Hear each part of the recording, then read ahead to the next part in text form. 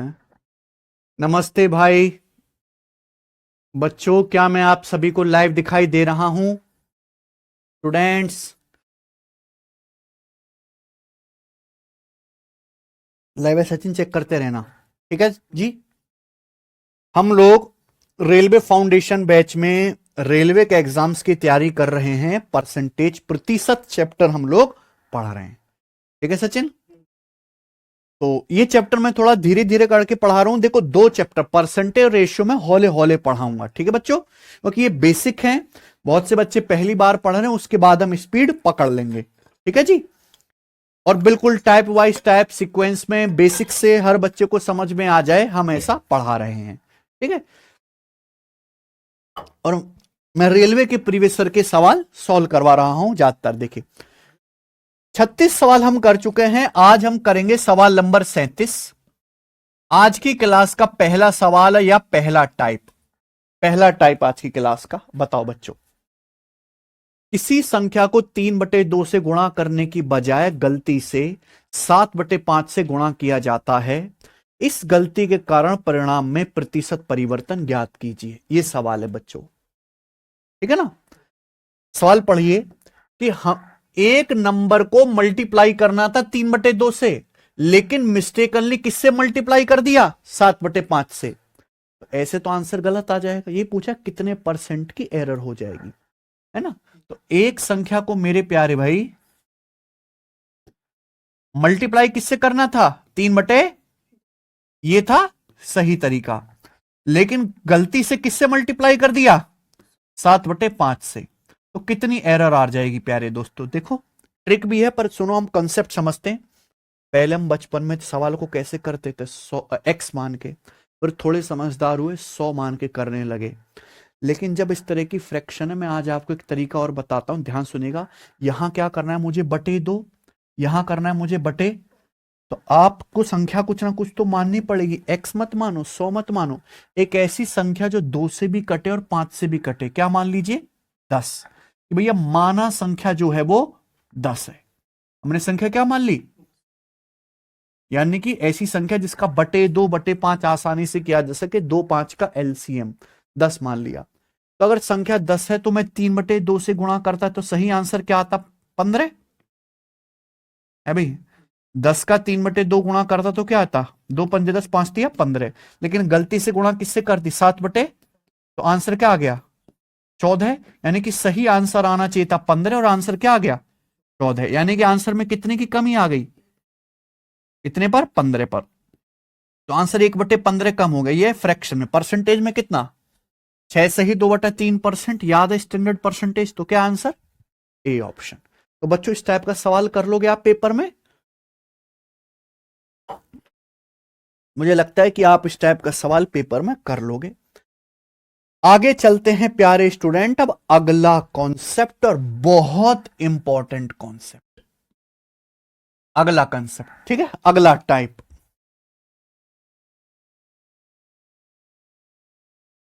ठीक है जी। चलो, देखो प्यारे बच्चों, मैं आपको बता चुका हूं कि परसेंटेज किसी ना किसी संख्या को बेस मान के निकाला जाता है कि नहीं सचिन? मान लीजिए 2 लोग हैं मेरे प्यारे भी, राम और श्याम। ठीक है जी। मान लीजिए 2 लोग हैं अलग अलग, राम और श्याम। ठीक है स्टूडेंट्स, मैं आपसे कहता हूं कि राम की इनकम श्याम से 20% ज्यादा है। मेरे शब्दों को गौर से सुनेगा, मैं क्या कॉन्सेप्ट आपको समझा रहा हूं, तभी आप इस पर बेस सवालों को कर पाएंगे। बिल्कुल टाइप वाइज टाइप पढ़ा रहा हूं मैं आपको। 2 लोग हैं, राम और श्याम। राम की इनकम श्याम से 20% ज्यादा है। ठीक है बच्चों? माना मैं आपसे कहता हूं राम की कमाई श्याम से 20% अधिक है। ठीक है? तो मैं आपसे पूछ रहा हूं, बताइए, तो फिर बताओ, श्याम की इनकम राम से, श्याम की इनकम राम से कितने परसेंट कम है? सबको बात समझ में आ गई? राम की इनकम श्याम से 20% ज्यादा है। तो मैं पूछ रहा हूं उल्टा, बताओ श्याम की इनकम राम से कितने परसेंट कम है? बताइए।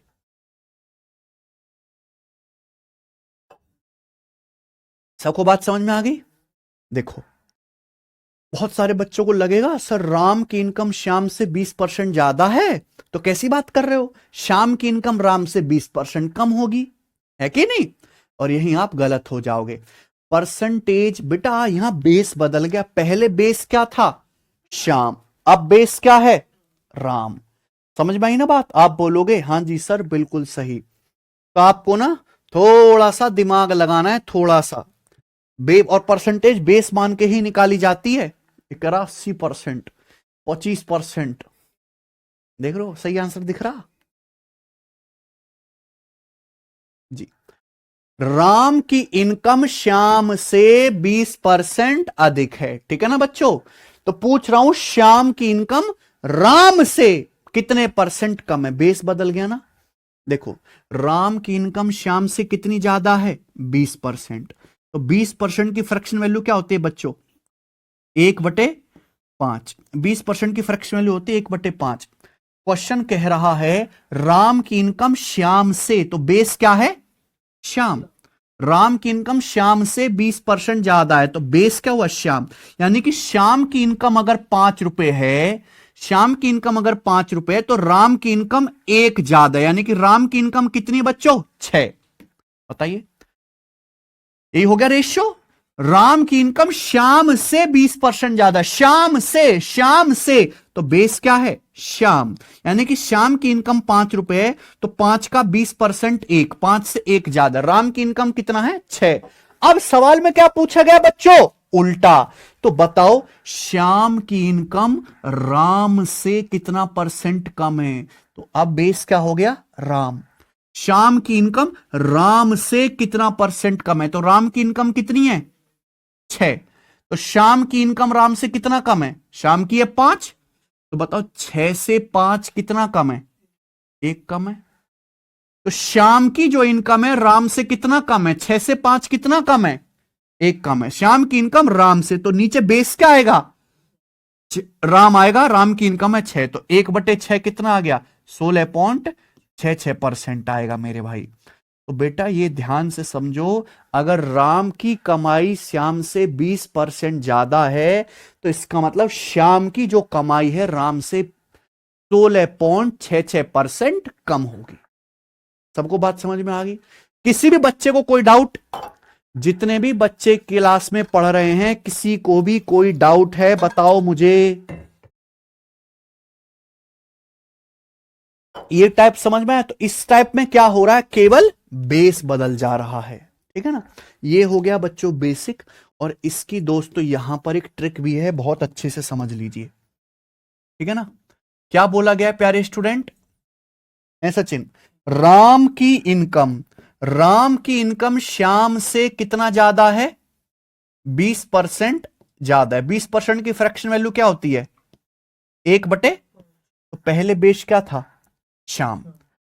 राम की इनकम श्याम से 20% ज्यादा है। आदमी तो दुनिया, वो उल्टा पूछ लिया, श्याम की इनकम राम से कितना परसेंट कम है? तो अब बेस क्या हो गया? केवल बेस बदला और तो कुछ नहीं बदला। क्लियर है? तो राम की इनकम श्याम से कितना ज्यादा है? 20%, 1/5। श्याम की इनकम राम से कितना परसेंट कम होगी? तो इसकी डायरेक्ट ट्रिक है, समझिएगा। 20% की फ्रैक्शन वैल्यू होती है 1/5। ये कितना ज्यादा है? 1 ज्यादा है। कितना ज्यादा है? 1 ज्यादा है, तो यहां 1 कम होगा। समझ में आया? ये जितना ज्यादा है ये उतना ही कम लिखना है। समझ में आया? नीचे क्या लिखेंगे बच्चों? इन दोनों का एक्शन। नीचे क्या लिखेंगे? इन दोनों का एक्शन। देखो 5 + 1 क्या आ गया? 6। नीचे क्या? इन दोनों का कंबाइंड एक्शन कर दीजिए, 5 + 1 6, यानी कि 1/6। देखो डायरेक्ट आंसर आ गया। तो शाम की इनकम राम से कितना कम है? 1/6 या 16.66% कम है। मुझे लगता है मेरे सभी भाइयों को यह बात अच्छी तरीके से समझ में आ गई है। ठीक है जी, क्लियर है? तो आपको मैंने बेसिक भी समझा दिया, ट्रिक भी समझा दिया। अब हम इस पर बेस सवाल करते हैं। आ जाइए सवाल नंबर 38। अमित की आय राज की आय से 30% अधिक है। पूछा क्या है बच्चों? राज की आय अमित की आय से कितने प्रतिशत कम है? समझ में आया? चलो, अमित की आय राज की आय से 30% अधिक है, तो राज की आय अमित की आय से कितने प्रतिशत कम है? बिल्कुल वही सवाल है। आपको मैंने बेसिक भी पढ़ाया है, डायरेक्ट ट्रिक भी बताइए। पहले बेस क्या था? राज की आय। अब बेस क्या आ गया? अमित की आय। बेस ही तो बदला है बच्चों। अमित की आय राज की इनकम से कितना ज्यादा है? 30%। अमित की इनकम राज की इनकम से 30% ज्यादा है। 30% की फ्रैक्शन वैल्यू क्या होते हैं बच्चों? 3/10। सही बात है। अब क्या पूछ रहा है? उल्टा, राज की इनकम अमित की इनकम से कितना परसेंट कम है? किससे? अमित की इनकम से। तो भैया डायरेक्ट ट्रिक बताइए, यहां पे अगर 3 ज्यादा है तो यहां क्या होगा? 3 कम होगा। और नीचे क्या आएगा बच्चों? इन दोनों का एक्शन 10+3, यानी कि मेरे भाई राज की इनकम अमित से कितना कम हो जाएगी? 3 परसेंटेज में क्या आ जाएगा? इंटू 100%। तो 300 को 13 से डिवाइड करेंगे, कितना आएगा? 13 दूनी भाई 300 हो गया, 13 से भाग करेंगे, 13 दूनी 26, 4 जीरो 13 तिया, यानी कि अप्रोक्स 23% आएगा। Option number. इससे आसान तो कोई सवाल नहीं है, बताओ।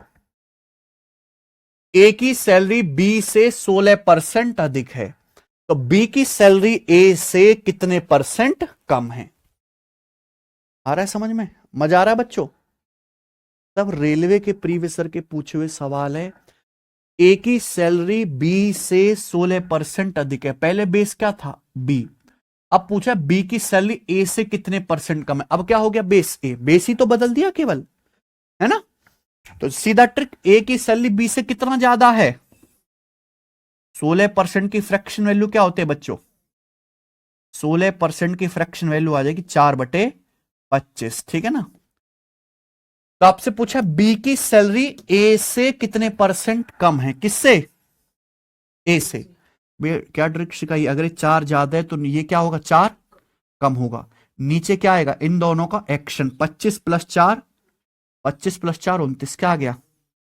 4/29। ये किस में आ गया? फ्रैक्शन में। आपसे क्या पूछा है?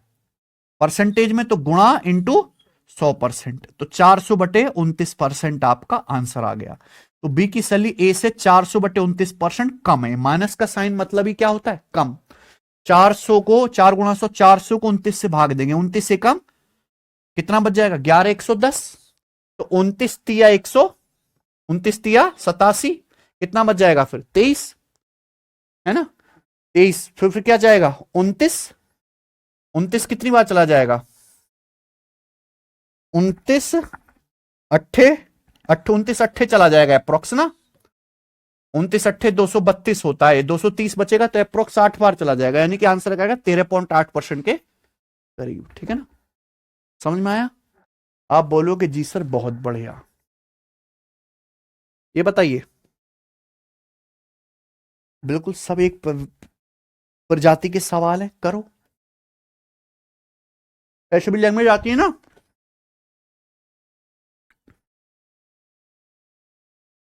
हम्म।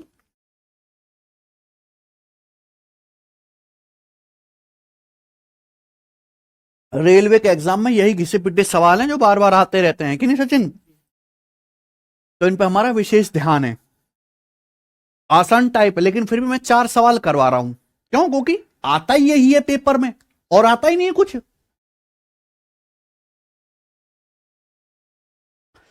यदि ए की हाइट बी की हाइट से 8% अधिक है, तो बी की हाइट ए की हाइट से कितने परसेंट कम है? समझ में आया ना? तो यहां बेटा इनकम की बजाय बस क्या कर दिया? हाइट ही कर दिया, और तो कुछ चेंज नहीं है। पहले क्या था? ए की हाइट बी की हाइट से, पहले बेस था बी। अब क्या कर दिया? बी की हाइट ए की हाइट से, अब बेस क्या हो गया? ए। तो केवल बेस ही तो बदला, और तो कुछ नहीं बदला। मैंने आपको बेसिक रेशियो मेथड भी समझाया, डायरेक्ट ट्रिक भी बताइए। ए की हाइट बी की हाइट से कितना ज्यादा है? 8% की फ्रैक्शन वैल्यू क्या होता है बच्चों? 4 पर देखो, 8 में आता है 4%। 4% 1/25, 8% दुगुना 2/। अब पूछा है बी की हाइट ए से कितना परसेंट? तो यहां 2 ज्यादा है, तो यहां क्या हो जाएगा? 2 कम हो जाएगा। और नीचे क्या आ जाएगा बेटा? इन दोनों को एक्शन 25+2, 2/27, परसेंटेज में गुणा 100%। तो 200 को 27 से भाग देंगे तो भैया 27 सत्ते 189 होता है ना? यानी कि क्या आंसर आएगा? डी। अपॉन में 27 आएगा, ऐसा एक ही ऑप्शन है। बताओ। मुझे लगता है सब कुछ समझ में आया है। इस प्रकार का आखिरी सवाल, सवाल नंबर है आपके सामने यहां पर बच्चों 41।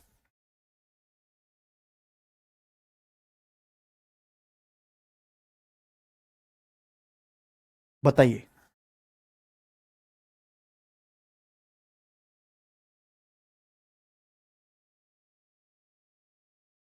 नहीं, परसेंटेज की दो शीट है बेटा, हम टारगेट से पीछे चल रहे हैं, जो हमारा टारगेट था। पर कोई नहीं, परसेंटेज रेशियो अच्छे से पढ़ेंगे धीरे से, ठीक है। फिर क्योंकि फिर अगर परसेंटेज रेशियो किसी बच्चे को अच्छे से समझ में ना आए तो आगे तैयारी वो बंद कर देता है ना, इसलिए अच्छे से पढ़ाऊंगा। जितने भी बच्चे क्लास देख रहे हैं, क्या उनको ये सब समझ में आ रहा है? भाई ये मैंने आपको क्या समझाया, कॉन्सेप्ट, कॉन्सेप्ट समझा अच्छी तरीके से, बताओ कोई परेशानी तो नहीं। ये रहा बेसिक और ये रहा, ठीक है भाई, उस पर मैं आपको सवाल करवा रहा हूं। ये देखिए, ए की इनकम बी की इनकम से 60% कम है, कम है, ठीक है बच्चों। तो सवाल में आगे क्या पूछा है, बी की इनकम ए की इनकम से कितने परसेंट अधिक है। समझ में बात। तो दो ही आदमी की बात कर रहे हैं, ए और बी की। पहले बेस क्या था, बी, अब बेस क्या हो गया, ए।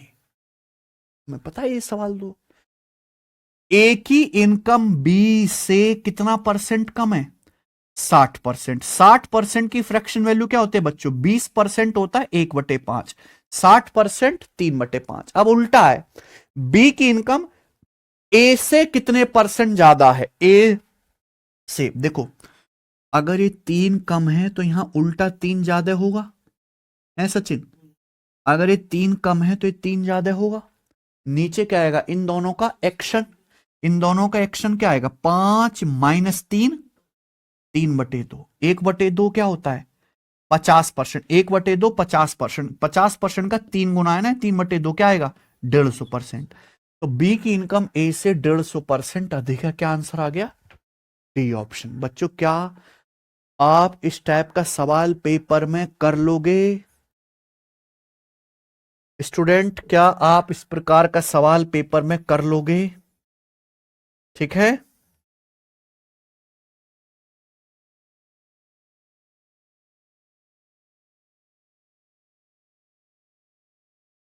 चलो विशाल, वो भी होगा, पेशेंस बनाए रखें प्लीज, ठीक है। अभी बेसिक ही चल रहा है। अगला, अगला कॉन्सेप्ट क्या है स्टूडेंट, अगला कॉन्सेप्ट।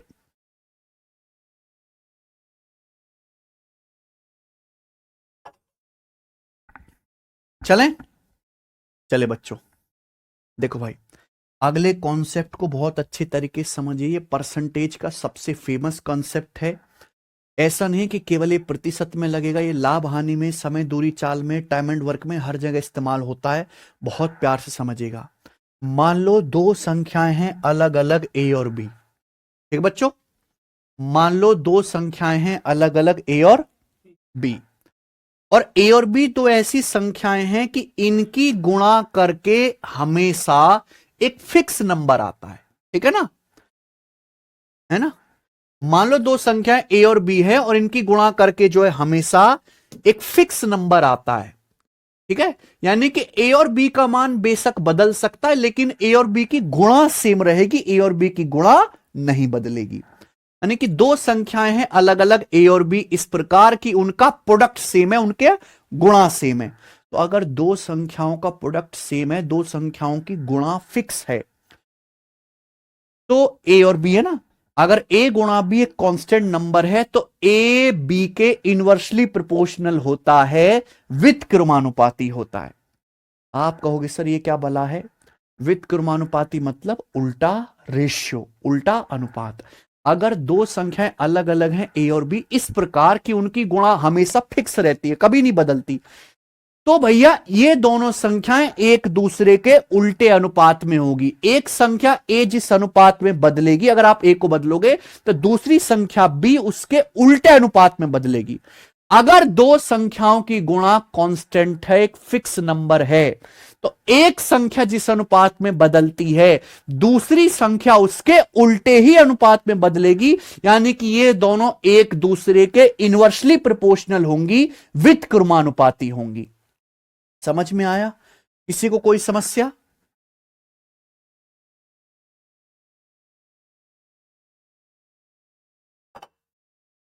यार इनको क्या परेशानी है भाई?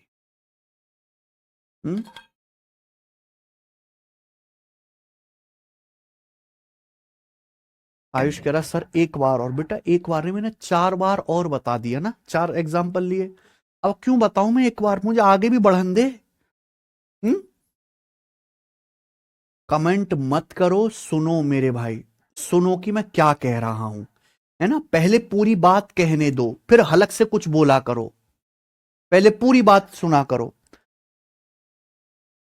मानो दो संख्या हैं ए और बी अलग अलग, ठीक है ना? दो संख्याएं ए और बी इस प्रकार हैं कि उनकी गुणा हमेशा एक फिक्स नंबर रहती है, कांस्टेंट, एक निश्चित संख्या रहती है। अगर ऐसा है मेरे भाई कि दो संख्याओं का प्रोडक्ट कांस्टेंट है, तो एक संख्या जिस अनुपात में बदलेगी दूसरी संख्या उसके उल्टे अनुपात में ही होगी। समझ में आया ना? यानी कि दोनों एक दूसरे के इनवर्सली प्रोपोर्शनल होंगी, व्युत्क्रमानुपाती होंगी। नहीं समझे होंगे, मैं बताता हूं। मान लो भाई ए का मान है 8 और बी का मान क्या है? 5। मानो ए का मान 8 है, बी का मान 5 है ना? 8 और 5, तो इनकी गुणा करके क्या आएगा? 40। एक 8 है, बी 5 है, तो इनकी गुणा करके क्या आएगा? 40। अब हमने ए का मान बदलकर 8 से क्या कर दिया? 10। हमने ए का मान बदलकर बढ़ा के 8 से क्या कर दिया? 10 कर दिया। समझ में आया? ए का मान हमने 8 से 10 कर दिया, लेकिन हमें गुणा नहीं बदलनी, हमें गुणा सेम रखनी है, प्रोडक्ट सेम रखना है। भाई पहले ए और बी की गुणा करके कितना आ रहा था? 40। अब भी ए और बी की गुणा करके सेम आना चाहिए, 40। सेम आना चाहिए कि नहीं? बताओ कोई समस्या? यानी कि हमें गुणा नहीं बदलनी है, प्रोडक्ट सेम रखना है। भाई ए का मान 8 है, बी का मान 5 है, तो गुणा करके क्या आएगा? 40। हमने ए का मान 8 से बढ़ा के क्या कर दिया? 10 कर दिया, लेकिन हमें गुणा नहीं बदलनी। गुणा पहले भी 40 थी, प्रोडक्ट अब भी सेम आना चाहिए, फिक्स नंबर रहना चाहिए। तो भाई बी की वैल्यू क्या हो जाएगी? अब बताओ, अब बताओ बी की वैल्यू क्या हो जाएगी? बताइए। गुणा करके सेम आना चाहिए, पहले भी 40 आ रहा था, अब भी 40 आ रहा है। बताओ बी की वैल्यू क्या हो जाएगी? बताओ बी की वैल्यू क्या हो जाएगी?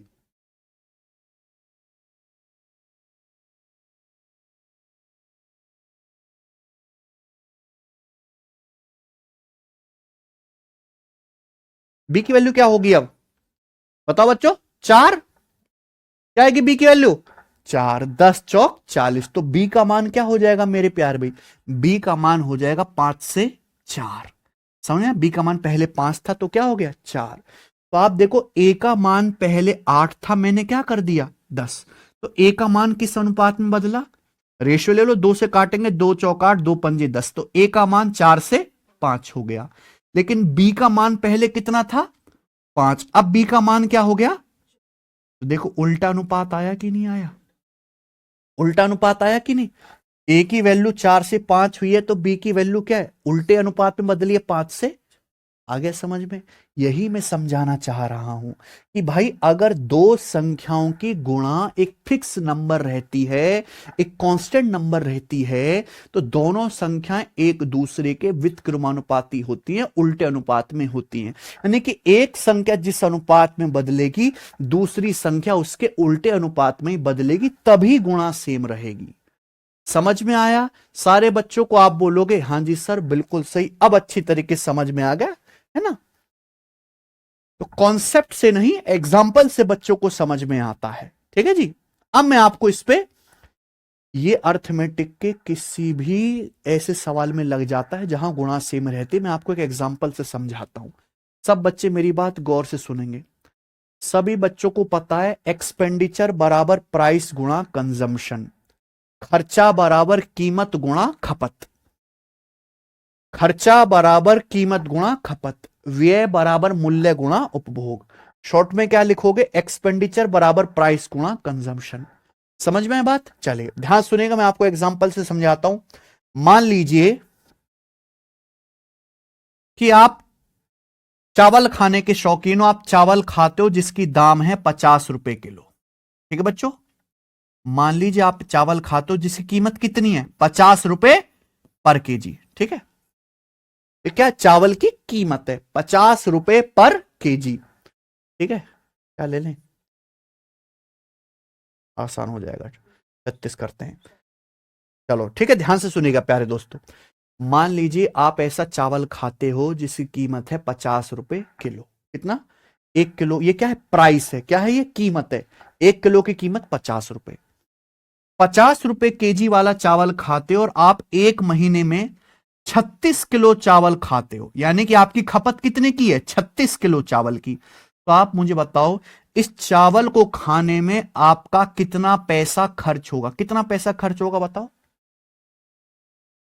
बताओ कितना पैसा खर्च होगा आपका चावल पे। भाई 1 किलो चावल की कीमत है 50 रुपए, तो 36 किलो की कितनी आएगी, 36 की 50 में गुणा कर देंगे बच्चों, कितनी आ जाएगी है बच्चों, 1800 रुपए। तो सिंपल सा खर्चा कैसे निकला, जब आपने कीमत की किससे मल्टीप्लाई कर दी, खपत से मल्टीप्लाई कर दी। सबको समझ में आया?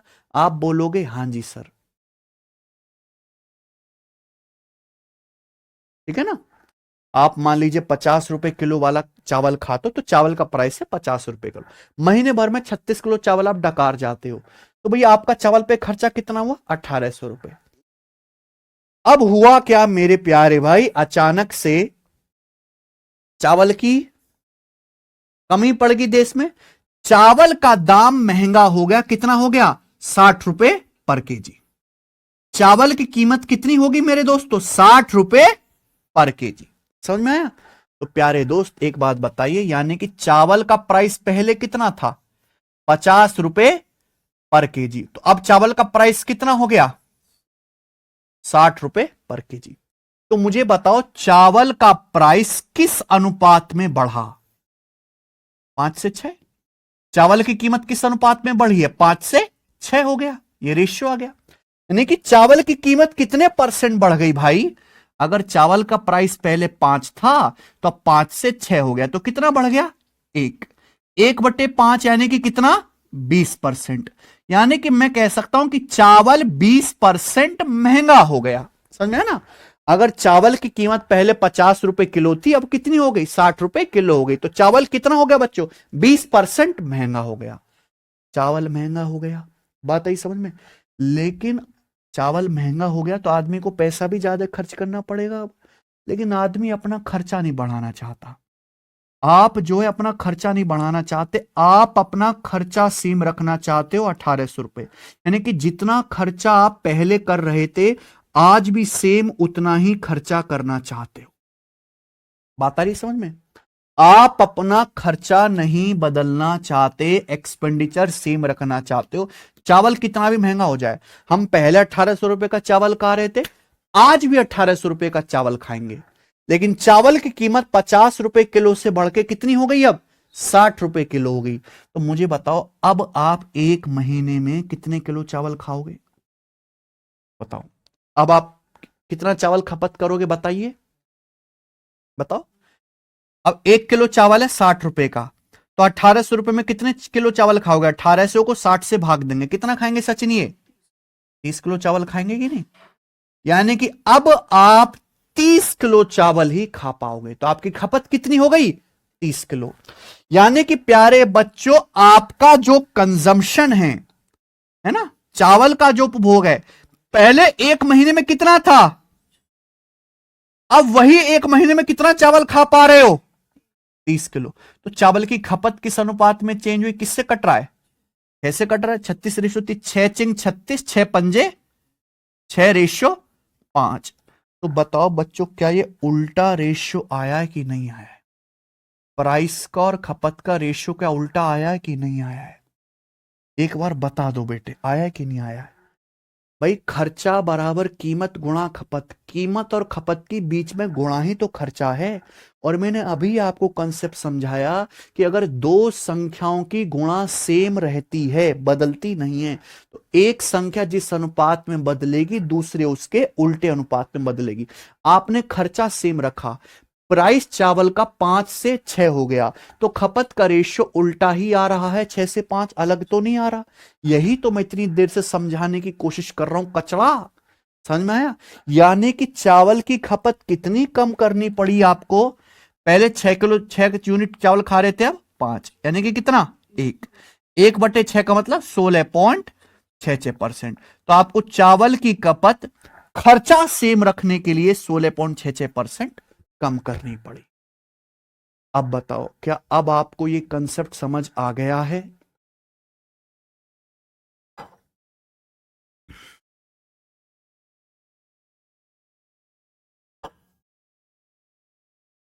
जितने भी बच्चे ये क्लास देख रहे हैं, एक बार मुझे कमेंट में बता दीजिए, क्या अब आपको ये कंसेप्ट समझ में आ गया है? ये कॉन्सेप्ट केवल खर्चा बराबर कीमत गुणा खपत में नहीं, दुनिया के हर एक कुछ सवाल में लग सकता है जहां दो संख्याओं की गुणा सेम रहती है। समझा? अगर दो संख्याओं की गुणा फिक्स है तो एक संख्या जिस अनुपात में बदलेगी दूसरे उसके उल्टे अनुपात में ही बदलेगी। ठीक है ना बच्चों? चलिए, आपको इतना पूरा डिटेल में लिखने की भी जरूरत नहीं है प्यारे दोस्तों। देखो यहां वही शॉर्टकट काम आ जाएगा। खर्चा बराबर क्या होता है? प्राइस गुणा एक्सपेंडिचर बराबर प्राइस गुणा कंजम्पशन, खर्चा बराबर कीमत गुणा खपत। मैं आपसे कहता हूं प्यारे स्टूडेंट कि चावल का प्राइस 40% बढ़ जाता है, चावल की कीमत 40% बढ़ जाती है।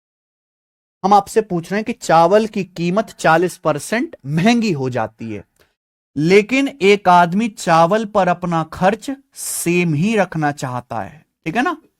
चावल पर खर्च क्या रखना चाहता है आदमी? सेम, कि भैया मैं खर्चा नहीं बढ़ाऊंगा। चावल 40% महंगा हो गया, आदमी अपना खर्चा सेम ही रखना चाहता है, तो उस आदमी को चावल की खपत कितने प्रतिशत कम करनी चाहिए? उस आदमी को चावल की खपत कितने प्रतिशत कम करनी चाहिए? तो बेसिक तो मैंने आपको बता ही दिया, रेशियो मेथड। ठीक है, अब इसकी डायरेक्ट ट्रिक भी लग जाएगी। भाई चावल का प्राइस कितना बढ़ा? 40%। 40% की फ्रैक्शन वैल्यू 2/, खर्चा सेम रखना है ना, गुणा सेम रखनी है। तो अगर प्राइस 2 बढ़ा है तो यहां 2 कम करना पड़ेगा। नीचे क्या आएगा? इन दोनों का एक्शन, एक्शन यानी कि 5+2, यानी कि खपत 2/7 कम करनी पड़ेगी। 1/7 क्या होता है? 1/7 मैंने आपको समझाया 14.28%। तो 2/7 क्या आएगा? 14.28 का दोगुना, 28.56% आदमी को अपनी खपत कम करनी पड़ेगी। तो क्या आ गया बच्चे? आंसर। क्लियर है? सभी बच्चों को बात समझ में आ गई? ठीक है, तो यहां बेसिक भी और ये सब लग जाएगा। ठीक है बच्चों?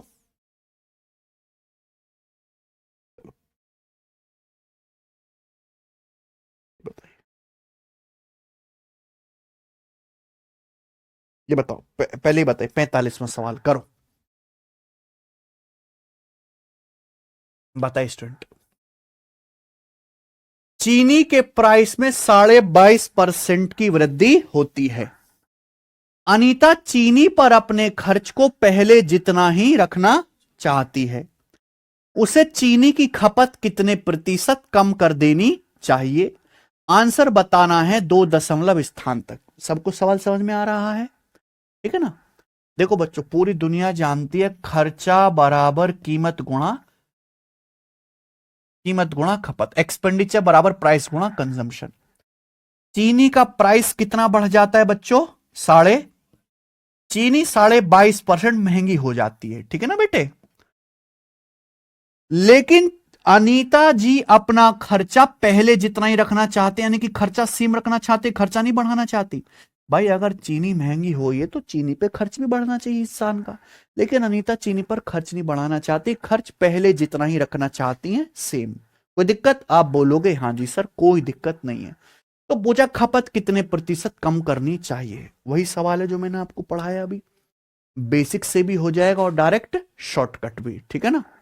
22.5% की फ्रैक्शन वैल्यू क्या है? देखो 22.5 में आता है 225, 225 कटता है 25 से,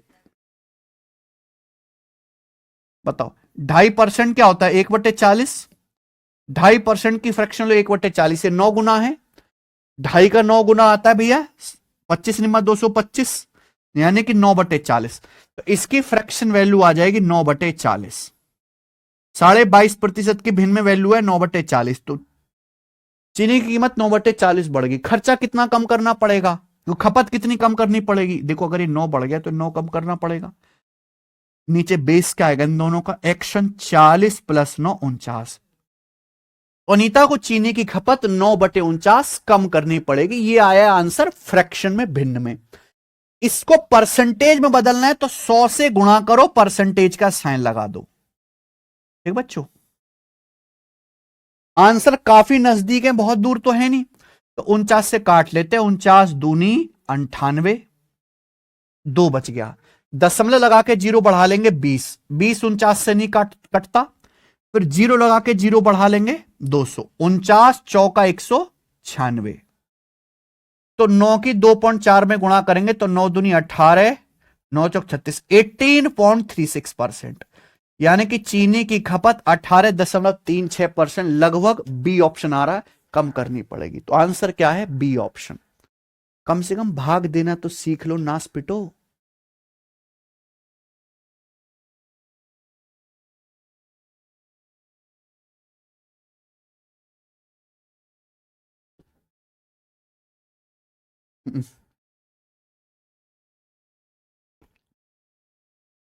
करो।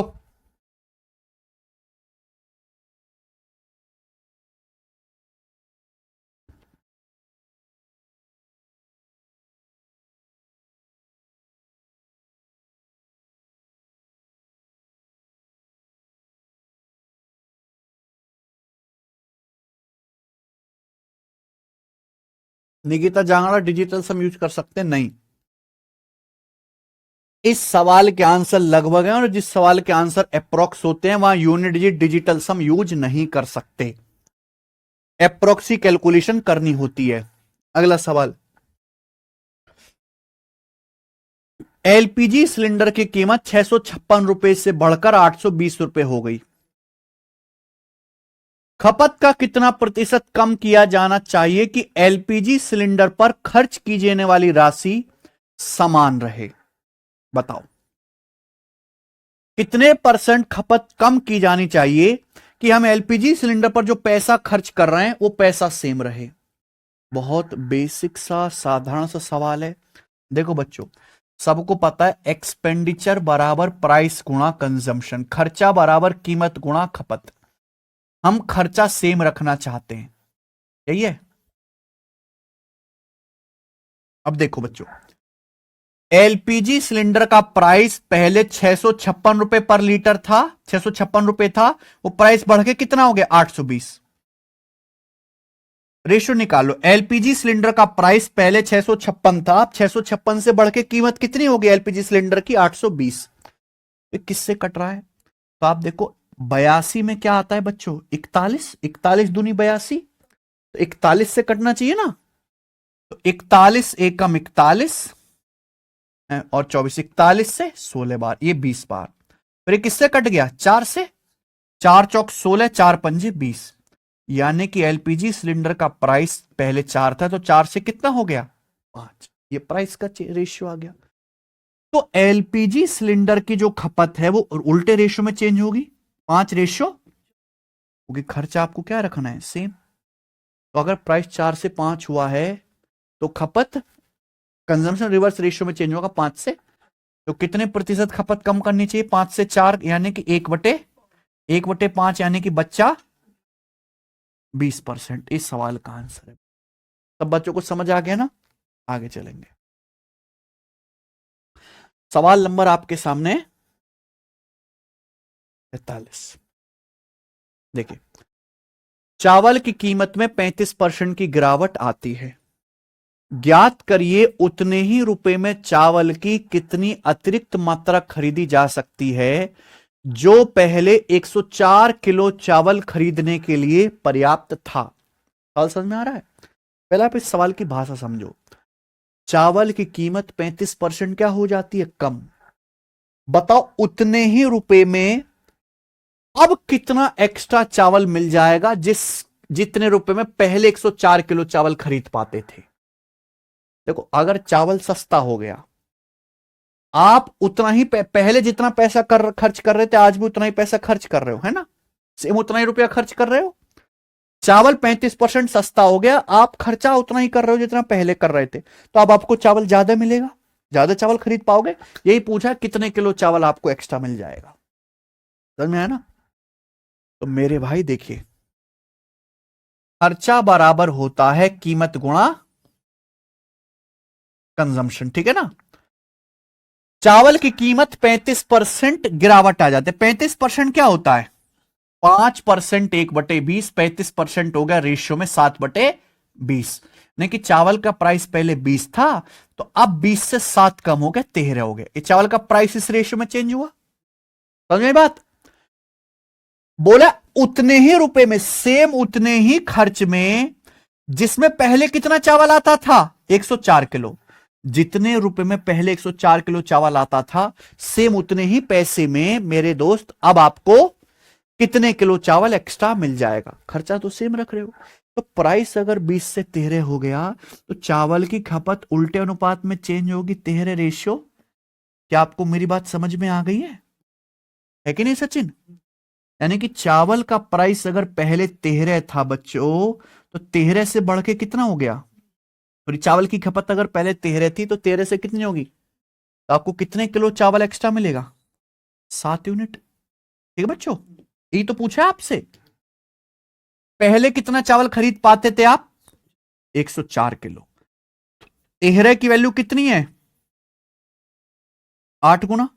कितना चावल आप अधिक खरीद पाओगे? 7। 7 की वैल्यू भी 8 गुना आएगी, 7 अट्ठे 56 केजी। तो इस सवाल का आंसर हुआ जी 56 किलो। मुझे लगता है मेरे सभी भाइयों को यह बात अच्छी तरीके से समझ में आई है। ये बताइए, सवाल है आपके सामने यहां पर 48। करो।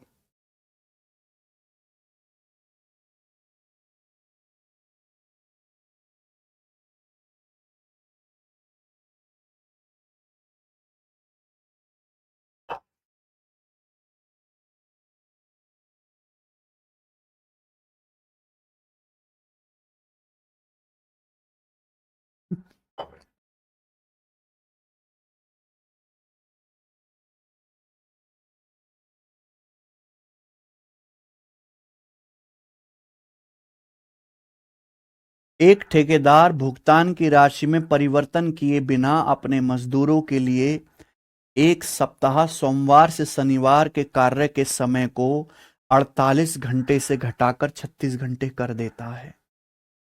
प्रति घंटा भुगतान की गई राशि में प्रतिशत वृद्धि क्या है?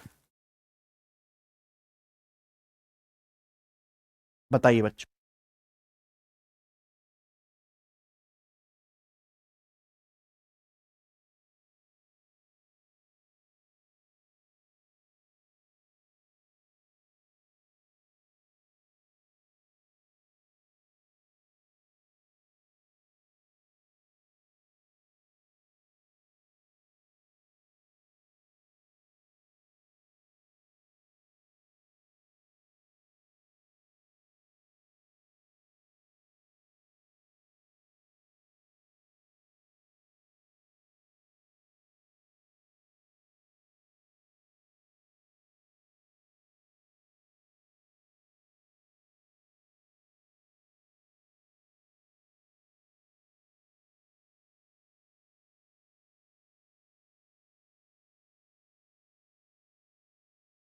बताओ सवाल को। यार तुम कैसे बच्चे हो भाई? इतने घटिया माइंडसेट के साथ नहीं लग सकती रेलवे में जो नौकरी। इतने नीच आईक्यू लेवल की कोई डिमांड नहीं है रेलवे की भैया। समझ में आया ना? ये सवाल देखिए, आपको लगे सर ये तो आपने बताया नहीं कंसेप्ट है भाई।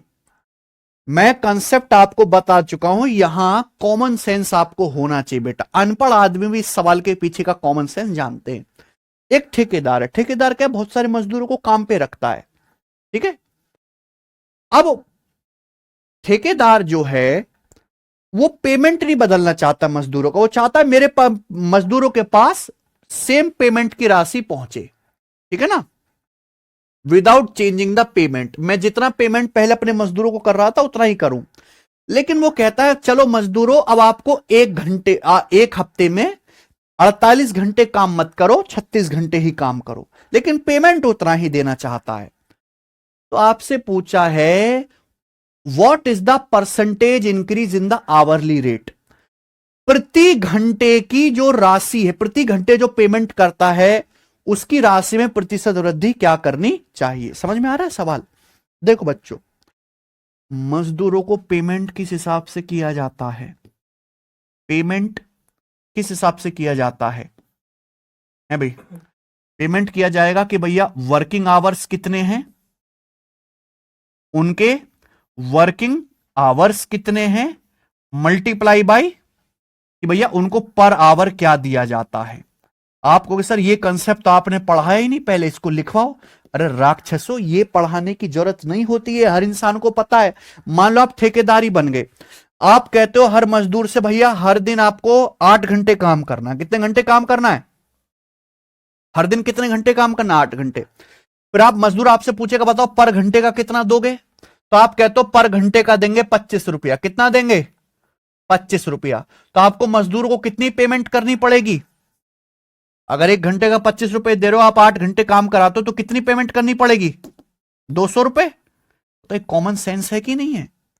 समझ में आया कि नहीं? कॉमन सेंस है। ये आपको पहले से पता होना चाहिए अगर आप इंसान हो जिंदा, ठीक है बच्चों। अब देखिए ठेकेदार क्या चाहता है, पेमेंट नहीं चेंज करना चाहता। ठेकेदार जो है वो सेम रखना चाहता है, ठीक है ना प्यारे दोस्तों। मैं अपने मजदूरों का पैसा नहीं काटूंगा, लेकिन वो मजदूरों से कहता है भैया जी पहले एक हफ्ते में 48 घंटे काम कर रहे थे, चलो अब 36 घंटे ही काम करो, कम घंटे काम करो। तो इसके लिए तो उसको पर घंटे की पगार बढ़ानी पड़ेगी ना। यही पूछा कितने % बढ़ानी पड़ेगी। तो बेटा ये वही सवाल नहीं बन गया क्या? अगर दो संख्याओं की गुणा सेम है, एक संख्या जिस अनुपात में बदलेगी दूसरी उसकी उल्टे अनुपात में बदलेगी, है? बताओ वर्किंग आवर्स किस रेशियो में चेंज हुआ? 12 चौक 48, 12 तिया 4:3। वर्किंग आवर्स किस रेशियो में चेंज हुआ? 4:। तो पर घंटे का जो रेट है, प्रति घंटे जो पेमेंट किया जा रहा है, वो किस रेशियो में बदलेगा? उल्टा 3:4 उल्टा हो जाएगा। यानी कि पहले पर घंटे 3 यूनिट पेमेंट कर रहे थे, तो अब कितना करना पड़ेगा? तो कितना बढ़ाना पड़ेगा? पहले कितना था? 1/3, यानी कि 33 सही 1/। समझ में आया?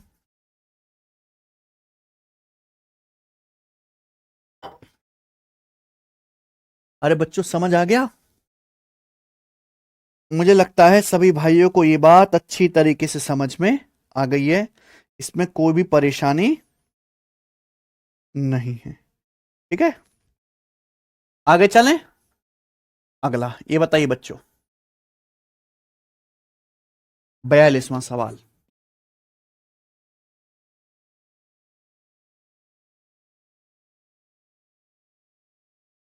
बेसिक मेथड से भी सॉल्व करा दीजिए क्वेश्चन। यही बेसिक मेथड है बेटा, जो मैंने बताया ना, यही बेसिक मेथड, और आप इसी से सॉल्व करोगे।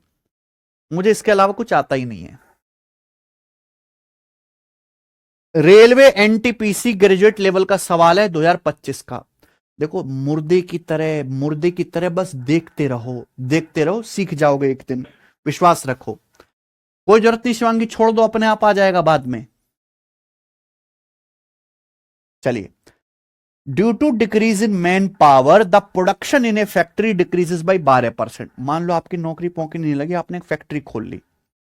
अब फैक्ट्री में अगर आप लोग कम कर दोगे तो सामान भी कम बनेगा। तो बोला है मेरे भाई कि जनशक्ति में कमी के कारण एक कारखाने में उत्पादन 12% कम हो जाता है।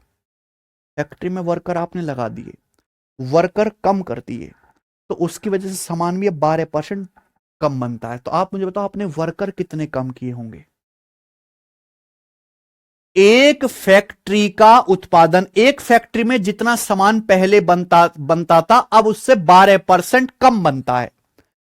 क्यों? क्योंकि आपने फैक्ट्री में लोग कम कर दिए, तो लोग 12% ही कम किए होंगे। ऐसा चिन्ह समझ में आ रहा है ना? अगर प्रोडक्शन 12% कम हुआ है तो आपने लोग 12% हटा दिए होंगे। भाई 2 लोग काम करते हैं आपकी फैक्ट्री में, मान लो एक आदमी हटा दो तो काम भी तो अब आधा ही होएगा। तो आपने लोग कितने हटाए होंगे? 12%। कॉमन सेंस है।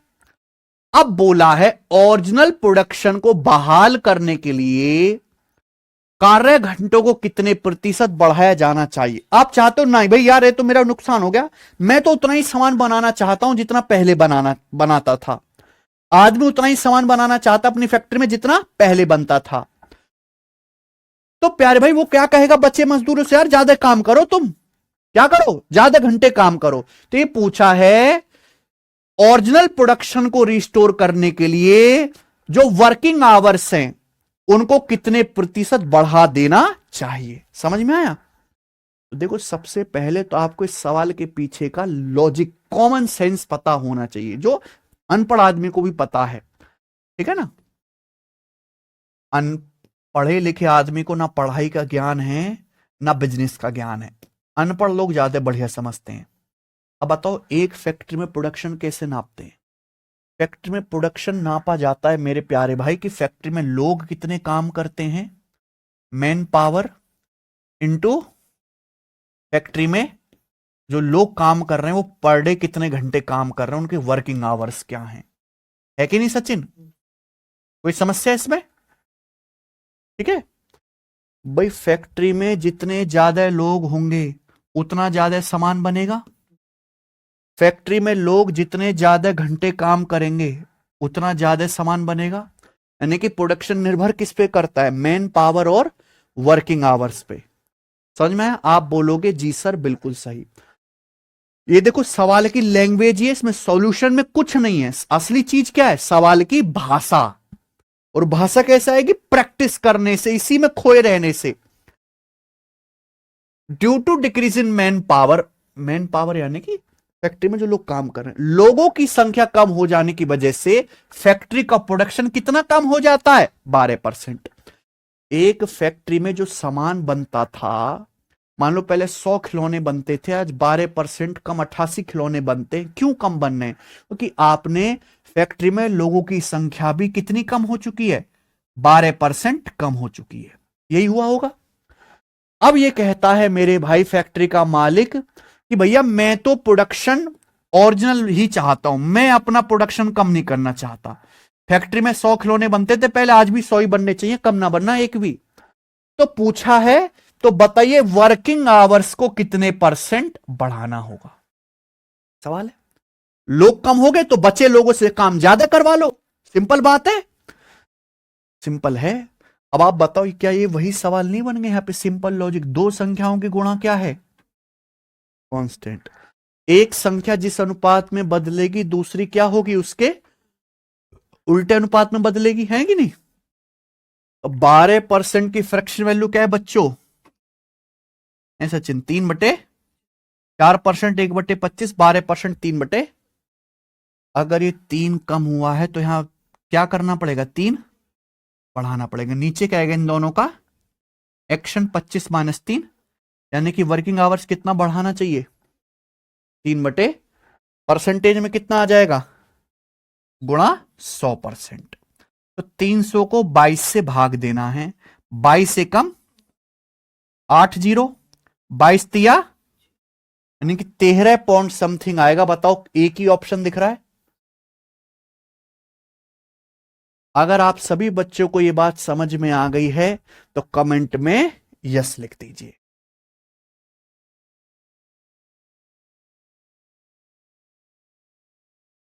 ठीक है, चलिए।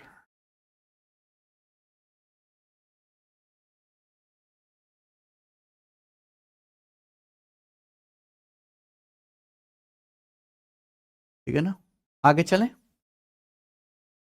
बार भी सही है, वेरी गुड। तो देखो कॉन्सेप्ट एक, लेकिन सवाल अनेक है। एक ही कॉन्सेप्ट पर बिल्कुल अलग अलग लैंग्वेज के सवाल बन रहे हैं ना, तो ये सब कैसे सीखोगे आप? प्रैक्टिस कर करके। और मैं कोई नए सवाल तो करवा नहीं रहा, सब प्रीवियस सर के ही करवा रहा हूं। ठीक है, देखो हमने अपनी एप्लीकेशन पे आप जाओगे टेस्ट रैंकिंग पे, तो यहां प्रीवियस सर के मॉक टेस्ट फ्री डाल रखे हैं रेलवे के। ठीक है, आपके फोन में एप्लीकेशन है सबके में, तो यहां ये रेलवे के प्रीवियस सर के टेस्ट फ्री हैं। जैसे किसी बच्चे को रेलवे एनटीपीसी का पेपर देना है, तो ये जो है 67 टेस्ट 2025 में, देखो एनटीपीसी के जितने भी पेपर हुए थे सीबीटी 1 सब डाल रखे हैं, 1.5 घंटों के, सबके आगे लिखा हुआ है फ्री। तो जब आप ये टेस्ट लगाओगे तो आपको उसमें इसी लैंग्वेज के और भी सवाल दिखेंगे। ठीक है, लीजिए अगला सवाल। जब पानी जमकर बर्फ बन जाता है तो उसका आयतन 10% बढ़ जाता है। यदि वह बर्फ पिघल जाए तो आयतन कितने परसेंट कम हो जाएगा? ठीक है बच्चों, अगला टाइप है, 2 सवाल मैं करवाऊंगा इस टाइप के। ठीक है सचिन, 2 सवाल करेंगे इस टाइप। पानी जमकर बर्फ हो जाता है, ये क्या है? वाटर। ये क्या है? आइस। ठीक है ना, ध्यान सुनिए, बहुत बड़ा सिंपल है।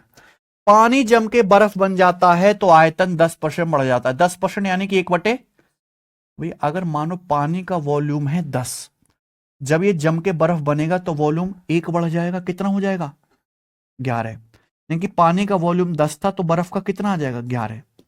बोला अगर यही बर्फ पिघल के वापस पानी हो जाए तो आयतन कम हो जाएगा। बर्फ का वॉल्यूम है 11, जब ये पिघलेगी पानी बनेगी तो वॉल्यूम वापस क्या हो जाएगा? तो कितना कम हो जाएगा वॉल्यूम? 1। बर्फ का कितना है? 1/11 का मतलब परसेंटेज में 9 से ही 1/11% कम हो जाएगा। ये बताइए।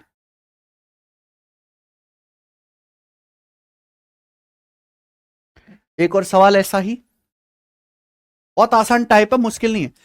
तेल की कीमत में 35% की वृद्धि हुई।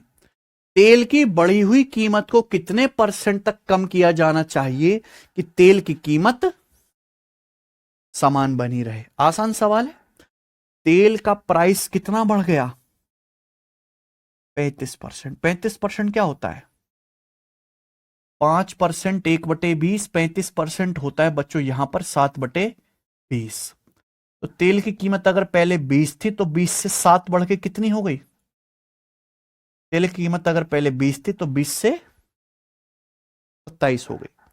अब ये बढ़ी हुई कीमत है, बोला बढ़ी हुई कीमत को कितने परसेंट कम करें कि कीमत समान बनी रहे। अब बढ़ के 27 होगी। 27 को प्यारे दोस्तों सेम ही वापस ही लाना है 20 पे, तो कितना कम करना पड़ेगा?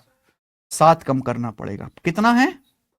परसेंटेज में गुणा, ये आ जाएगा, बताओ कितना आ गया? 27 दूनी 54, बचेगा 16, 160। 27 छिक्का 162 होता है, तो अप्रोक्स 26% के करीब आएगा। कौन सा? कर लोगे ना इस टाइप? आसान टाइप है ये, ऐसे चिन्ह कर लेंगे ना ये, तो ये आसान टाइप है। आगे चलते हैं मेरे दोस्तों। ठीक है, सवाल नंबर 49 और 50 सबसे लास्ट में करवाऊंगा मैं। ये टाइप यहां गलती से डल गया है, ये बताइए। 51 नंबर करो। ठीक है ना, थोड़ा शीट में पता नहीं कैसे टाइप आगे पीछे हो गया है, कोई बात नहीं। अगला टाइप बताइए। चीनी की कीमत में 20% की कमी से खरीदारी पर 160 रुपए में 2.5 किलो अधिक प्राप्त किया जा सकता है। ठीक है, प्रति किलोग्राम चीनी की ओरिजिनल प्राइस, पर किलोग्राम चीनी की ओरिजिनल प्राइस क्या है? 2 सवाल मैं आपको इस टाइप के करवाऊंगा बच्चों। तो भाई साहब आप इस सवाल की पहले भाषा समझो कि ये सवाल कहना क्या चाह रहा है, क्योंकि बहुत सारे बच्चों को भाषा ही नहीं समझ में आया। आपको समझ में आ रहा है? एएलपी के पेपर का सवाल है 2024 का, पहले भाषा समझो। देखो, आपके पास है 160 रुपए, कितने रुपए? 160 रुपए से आप मार्केट में जाओगे तो चीनी खरीद के ले आओगे, कुछ ना कुछ चीनी मिल जाएगी। 160 रुपए में कुछ ना कुछ चीनी आप ले आओगे। अब क्या हुआ, चीनी की कीमत 20% कम हो गई, चीनी 20% सस्ती हो गई। तो जब चीनी 20% सस्ती हो गई तो उसी 160 रुपए में आपको पहले जितनी चीनी मिल रही थी अब उससे 2.5 किलो चीनी ज्यादा मिलती है।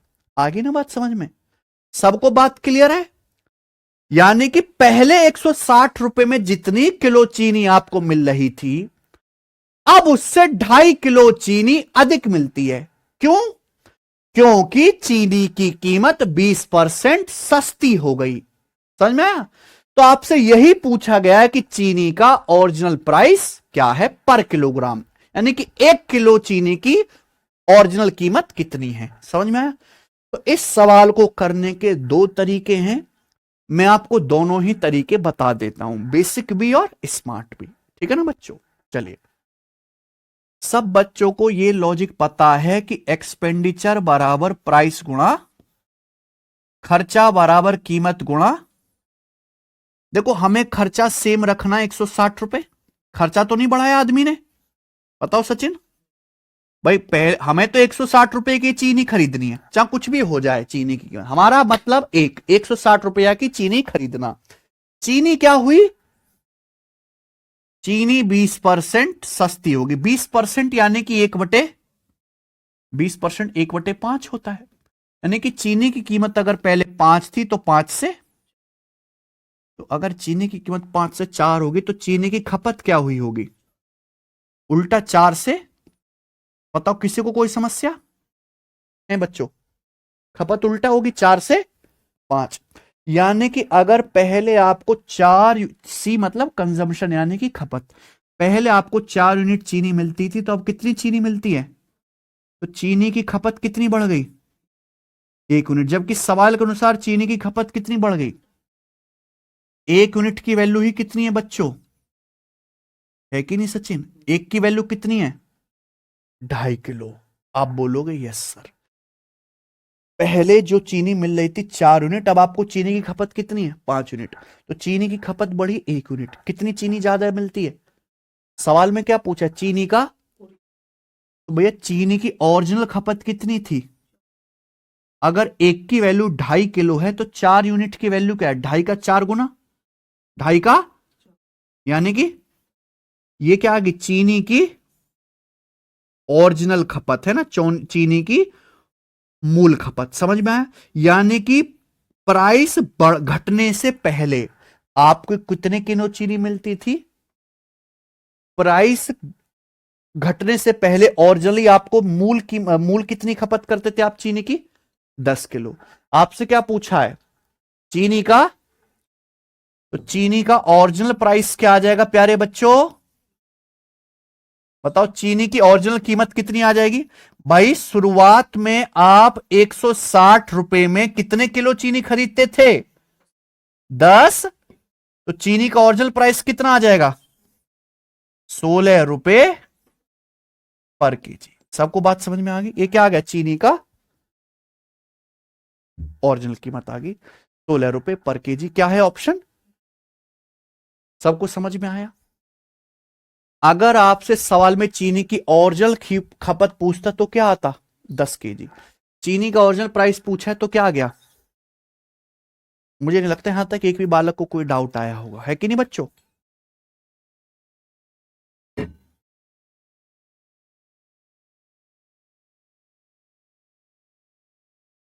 भाई इस सवाल में यह भी तो पूछ सकता है कि चीनी का फाइनल प्राइस क्या है। भाई यहां तो आपसे क्या पूछा, केवल ओरिजिनल प्राइस यानी कि कीमत घटने से पहले। तो सवाल में यह भी तो पूछ सकता है कि चीनी की कीमत घटने के बाद चीनी का प्राइस क्या है, ये भी तो पूछ सकता है, या जिसे क्या कहेंगे, रिड्यूस्ड प्राइस, घटी हुई कीमत। तो इस सवाल में आपसे चीनी का रिड्यूस प्राइस भी पूछा जा सकता है। वो कैसे निकालेंगे भाई, चीनी का प्राइस 20% कम हो गया 1/5, यानी कि पहले 5 था तो घट के 4 हो गया। खर्चा आप सेम कर रहे हो, 160 रुपए, खर्चा तो बदला नहीं है, तो खपत का रेशियो उल्टा होगा, 4 रेशियो, यानी कि कितनी खपत बढ़ी, 1। कितने किलो अधिक चीनी मिलती है, 2.5 किलो। 1 की वैल्यू 2.5 किलो, तो 4 की वैल्यू कितनी है, 4 का 2.5 गुना 10 किलो। आप बोलोगे हाँ जी सर। तो आपसे पूछा चीनी की घटी हुई कीमत, तो आप मुझे बताओ चीनी का बाद में फाइनल कंजम्पशन क्या है, ये निकालना पड़ेगा ना, ये निकालना पड़ेगा कि नहीं सचिन? भाई चीनी की कीमत घट जाने के बाद चीनी की खपत कितनी है? अगर 1 यूनिट किलो 2.5 किलो है तो अब कितना चीनी खाते हो भैया प्राइस कम हो जाने के बाद? 5 यूनिट। तो 5 की वैल्यू कितनी आएगी? 2.5 का यानी कि 12.5 किलो। तो अगर आपसे सवाल में ये भी पूछा होता कि बताओ अब चीनी की खपत कितनी है, तो क्या आ जाता? 12.5 किलो। लेकिन सवाल में पूछा क्या है? चीनी की घटी हुई कीमत। तो आप मुझे बताओ अब आपको 160 रुपए खर्च करके, कितने? 160 रुपए खर्च करके कितने किलो चीनी मिलती है? 12.5 किलो चीनी मिलती है। ठीक है ना बच्चों?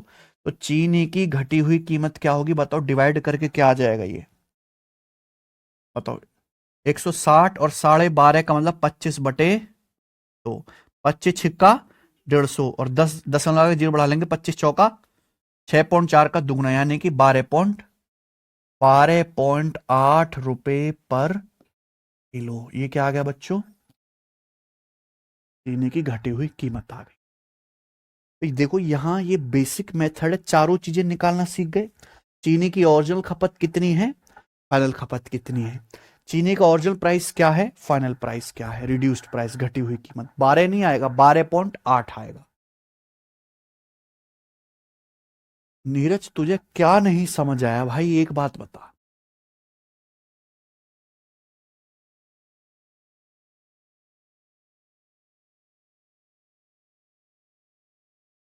हाँ दिक्कत आ रही है सचिन बच्चों को?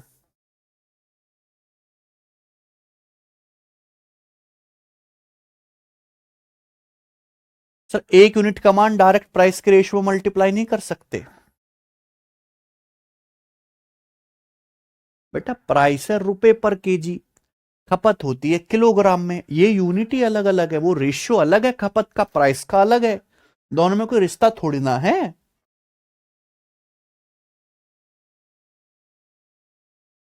अरे समझ में आया जी? चलिए मुझे लगता है सबको समझ में आया। एक सवाल और करेंगे, सवाल नंबर है आपके सामने यहां पर इसी टाइप का 52। बताइए बच्चों इसका क्या उत्तर है?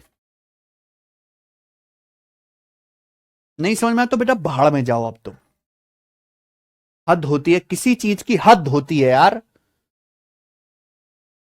ऐसे नहीं हो सकता सिलेबस पूरा जैसे आप चाहते हो, हर बात पर रोना शुरू। अब खोपड़ी में कुछ दिमाग है कि खाली रखे हो, सब बेच दियो, सब भंगार में दिमाग। इंग्लिश तुमको ना आवे, गणित तुमको ना आवे, शकल तुम्हारी कबूतर जैसी है, गरीब खानदानी। अब क्या चाहते हो जिसको ना समझ में आया हो, गाली तो सबको आती है, अपने आप को जितनी गंदी गंदी गाली आती है सब दे दीजिए और समझ लेना कि मैंने दी है तुम्हें, मैं तो दे नहीं सकता। ठीक है, मर्यादा है। लेकिन तुम्हें जितनी गंदी गाली आते हो खुद को दे लो और वो मेरी तरफ से है। ठीक है ना सचिन?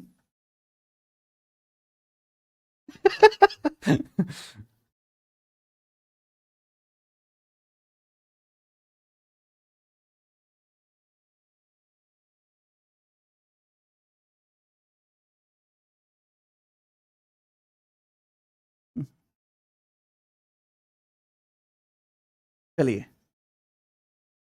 चलो समझ में आइए। चलो अब देखो ये इस सवाल का क्या है, बेसिक तरीका है, हालांकि ये कोई बुरा तरीका नहीं है, आसान है, कम टाइम लगेगा। ठीक है, अब बिल्कुल सेम सवाल मैं ले रहा हूं, अलग डाटा का मैं दूसरा तरीका सिखाता हूं अब। ठीक है ना, इसी सवाल को करने का दूसरा तरीका, मुझे तो दोनों ही ठीक लगते हैं। सवाल पढ़िए। वॉशिंग पाउडर की कीमत में 15% की कमी से खरीदार 1275 रुपए में 5 किलोग्राम अधिक प्राप्त कर सकता है। वॉशिंग पाउडर का ओरिजिनल प्राइस पर किलोग्राम ज्ञात कीजिए। क्या पूछा है? ओरिजिनल प्राइस पूछा है। तो आप ना दिमाग लगाओ, दिमाग। आपको कितना पैसा खर्च करना है? 1275 रुपए। 1275 रुपए का आप क्या खरीदते हो? Washing powder. 1275 रुपए लेके गए परचूनी की दुकान पे, वॉशिंग पाउडर खरीद के ले आए। अगर वॉशिंग पाउडर की कीमत 15% कम हो जाए तो उसी 1275 रुपए में आपको 5 किलो एक्स्ट्रा वॉशिंग पाउडर मिल जाएगा, जितना पहले मिलता था। मान लो आप एक दिन 1275 रुपए लेके वॉशिंग पाउडर खरीद के लाए, अगले दिन आप दोबारा से 1275 रुपए लेके गए, लेकिन अगले दिन क्या है, वॉशिंग पाउडर की कीमत 15% सस्ती हो गई, जीएसटी हट गया उस पे से। तो अगले दिन आपको 5 किलो वॉशिंग पाउडर अधिक मिला। खर्चा तो आपने सेम ही किया, 1275 रुपए। तो पूछा है वॉशिंग पाउडर का मूल मूल्य, यानी कि प्राइस घटने से पहले ओरिजिनल वैल्यू क्या थी, यही सवाल है। तो आप एक बात बताओ, आपको ये जो 5 किलो वॉशिंग पाउडर एक्स्ट्रा मिला है, ये क्यों मिला है? बताइए। आपको ये जो 5 किलो वॉशिंग पाउडर एक्स्ट्रा मिला है, ये क्यों मिला है? आप ही जवाब दोगे, मैं नहीं दूंगा। 5 किलो वॉशिंग पाउडर जो आपको एक्स्ट्रा मिला है बच्चों, क्यों मिला है? वॉशिंग पाउडर की कीमत सस्ती होने की वजह से। यह बात सही है, वॉशिंग पाउडर का प्राइस कम होने की वजह से, ठीक है ना। और ये जो आपने 5 किलो वॉशिंग पाउडर एक्स्ट्रा खरीदा होगा, ये कौन सी कीमत पे खरीदा होगा? घटी हुई कीमत पे।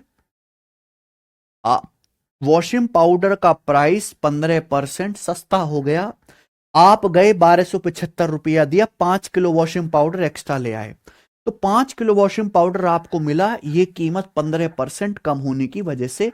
आपके 15% पैसा पेमेंट करने की जरूरत नहीं थी, आपने फिर भी किया, तो आपको इसकी वजह से 5 किलो वॉशिंग पाउडर एक्स्ट्रा मिला।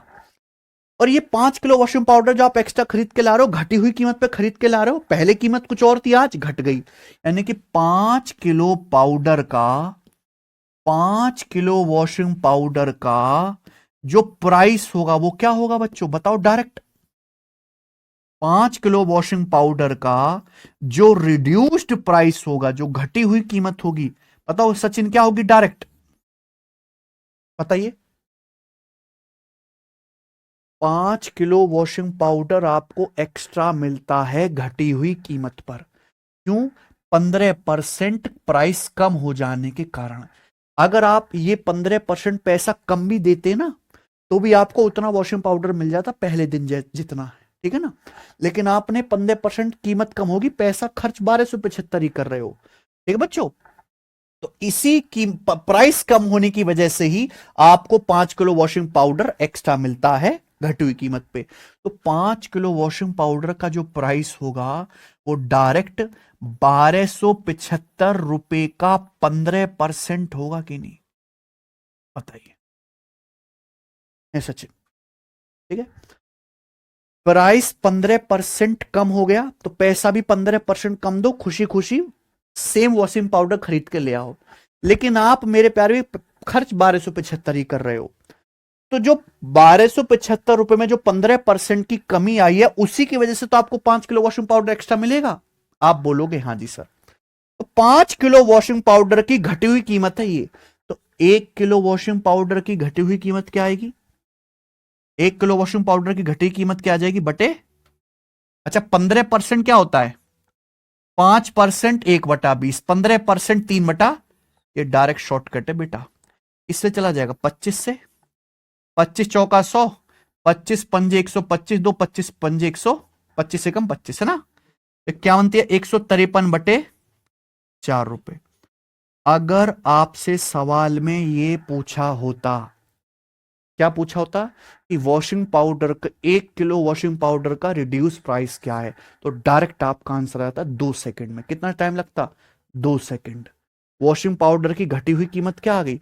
153/4 रुपए पर केजी। लेकिन आपसे क्या पूछा है? Original price. क्या पूछा है? तो एक स्टेप आपका और बढ़ गया। भाई वॉशिंग पाउडर की कीमत कितनी कम हुई है?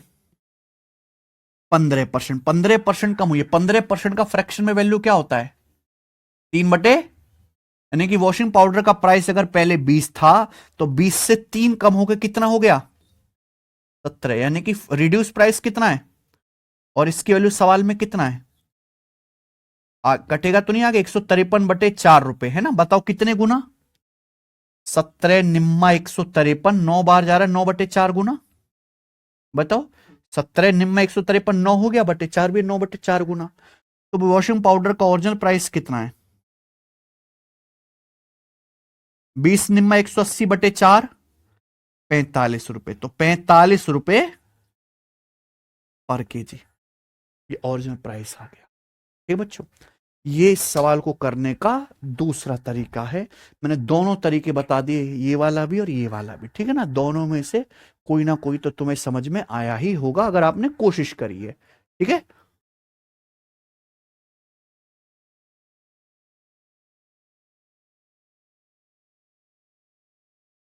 ठीक है। देखो जिस स्पीड से हम पढ़ा रहे हैं, हमें अपनी पढ़ाने की स्पीड को डबल करना होगा अगर सिलेबस टाइम से पूरा करना है। ठीक है, कल से इसी मानसिकता के साथ आइए कि मैं दुगनी स्पीड से पढ़ाऊंगा। ओके, आज इतना ही छोड़ते हैं, बाकी कल